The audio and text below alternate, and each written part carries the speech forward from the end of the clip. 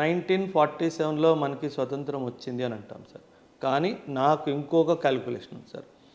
ఏ రోజైతే ప్రతి ఒక్కడు కడుపు నిండా తిని పడుకుంటాడో ఆ రోజే మనకి నిజమైన స్వాతంత్రం వచ్చింది సార్.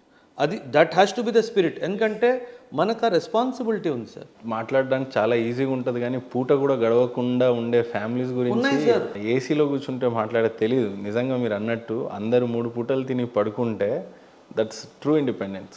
అదే కదా సార్. ఇప్పుడు నేను అదే చెప్తున్నాను కదా సార్. ఈ నేపథ్యంలో మన కాంపిటీషన్ అసలు లెక్కే లేదు కదా సార్. మనమే కాంపిటీషన్. పాకిస్తాన్లో చాలామంది ఎక్స్ట్రీమ్ పవర్టీలో వెళ్ళిపోయారు ఈ 10 సంవత్సరాల్లో. ఈరోజు ఇదే రిపోర్ట్ ప్రకారంగా 44.5 ఆర్ 44.6% పాకిస్తాన్ పాపులేషన్ ఎక్స్ట్రీమ్ పవర్టీలో ఉంది.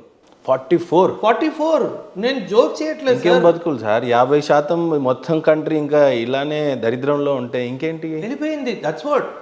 నా పుట్టినరోజు తినడానికి కూడా గడవదు కదా సార్ అప్పుడు. అదే కదా వచ్చింది బాధ సార్. పాకిస్తాన్ ఎందుకు ఇండియా మీద అటాక్ చేస్తుంది? ఇవన్నీ చేయకపోతే వాళ్ళ జనాభా పాకిస్తాన్ని ప్రశ్నిస్తుంది కదా సార్. వాళ్ళేమో అంత ఎదుగుతున్నారు, వాడేమో మూన్ మీద వెళ్తున్నాడు.